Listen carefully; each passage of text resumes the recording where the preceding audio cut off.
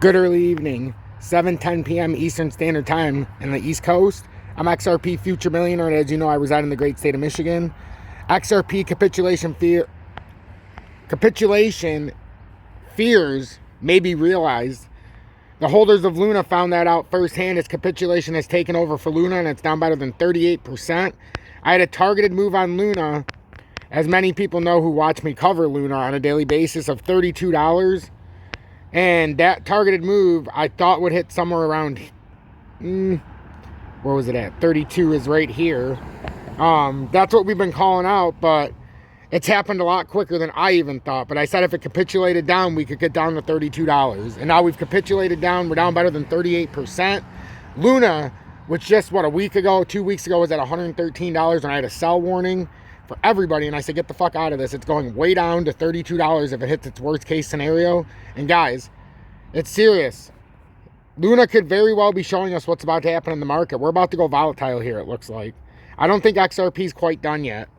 If we go down, if we break 30,000 on Bitcoin and XRP breaks 40, that low again, and we confirm this break by 8 o'clock, and we're below 46.8, we might have a capitulation style thing like Luna. And if we drop something like 30% in a day, Luna's trying to show something. But like I said, I thought Luna was working hand in hand with Bitcoin to collapse the market. So I want you guys to watch this real quick.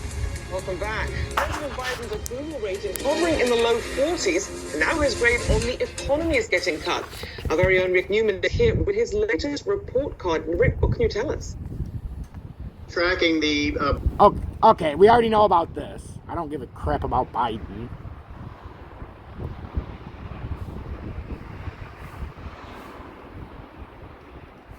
There's another challenge here for Democrats is going to be some of that division that we... It has characterized the Democratic Party during inflation. So I think the odds that they're going to even get a small version of Build Back Better pass this year are very small. And this is going to work against the Democrats. Well, stocks coming off of the session lows, but, we're still talking about a decline of 1.5% roughly for the Dow. The NASDAQ, the biggest loser on the day, down about 3% right now. Tech and energy, the biggest laggard so far, with energy down more than 6% when we're talking about the sector. Let's bring in Yahoo Finance's Emily McCormick, who is tracking all the market action today. Emily. Well, Kiko, the selling pressure is really not letting up today on Wall Street. As we can see here, the S&P 500, it had closed its 5th consecutive weekly loss just last week, and now we're heading for a 6th potential weekly loss if this selling continues here. This index down about 2.2% intraday. The NASDAQ Composite, of course, the big laggard here, down 3% intraday, and the Dow Jones Industrial Average, the best performer by comparison, but still down by nearly 1.5%. And if we take a look at where things have now trended for the S&P 500 on a year-to-date basis, we are now hitting the lows of 2022 so far here for this blue chip index. And volatility is really the name of the game here. We can see that clearly in the CBOE Volatility Index, or VIX, which is, of course, a measure of the expected 30-day volatility for the S&P 500. That index climbing to nearly 35 here intraday. And, of course, that longer run average is right around 20. So we are well above that average level here. Now, in terms of what we're seeing in the bond market, treasury yields, at least on the long end of the curve, are moving a little bit lower intraday today. They've been fluctuating between mild gains and losses, but over the past month, it has clearly been on an uptrend. We've also seen rapid declines for crypto. I'm looking at Bitcoin trading just above that $32,000 level.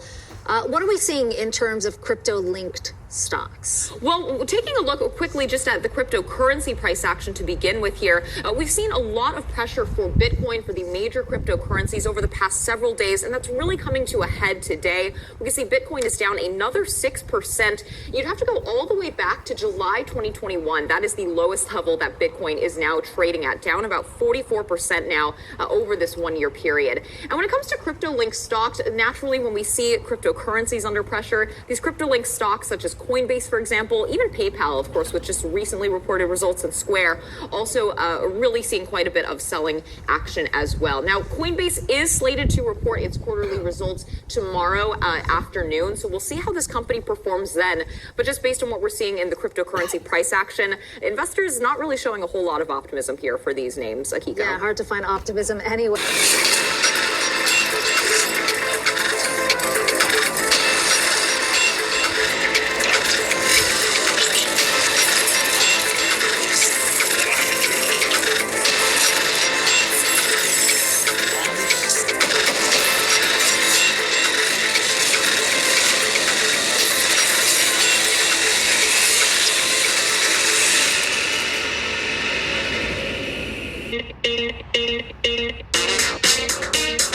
Sunny days. Sunny days. Here again. Sunny days. Here again. Sunny days. Here again. Sunny days. Here again. I wear glasses 'cause I'm so cool. I can predict the charts. Sunny days, here again. Sunny days, here again. Sunny days, here again. Sunny days. Join Tom's Army for $9.99 a month. Welcome back, everybody. XRP Future Millionaire, and as you can see, it certainly is sunny days. Look at that in the background. So I'm going to move because that was quite blinding to try to do that. So I'm going to shut this off. I just want to say hi to everybody. Good evening. Hope you guys are having a blessed evening. We're having a really cool day today because XRP finally broke down a major barrier. We have capitulation concerns roaming free right now because XRP is back under 50 cents. As we can see, Luna capitulation is real, guys, when it happens. Luna's down better than 40% now. Can you believe that? Holy shit balls. That is unreal. So does the rest of the market. I said Luna was going to help collapse the market. And I had a $32 prediction that I made live on a live stream for over a week now. And it started when Luna was at $113 when I told everybody to sell. And my Luna chart speaks it. It's coming down. And I put that support down there because that's where I think it's going to go.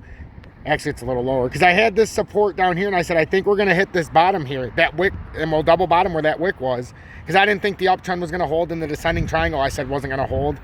And we just broke right through and we broke it down. And this is what happens when you have capitulation. So I wanted to show you guys. Capitulation, guys, is fucking real. So that's what we're dealing with right now. And if XRP goes down this route in Bitcoin, well, no. If Bitcoin breaks 30,000, that's when we're gonna know. Especially if 28. To me, capitulation for Bitcoin will start when 28,908 is broken. It'll break that low of that head and shoulders formation that we failed to break, and it was a double bottom. This would be a triple bottom if it held. So I don't think the triple bottom is gonna hold, and that's our next stop. So that's what I think is going on with Bitcoin.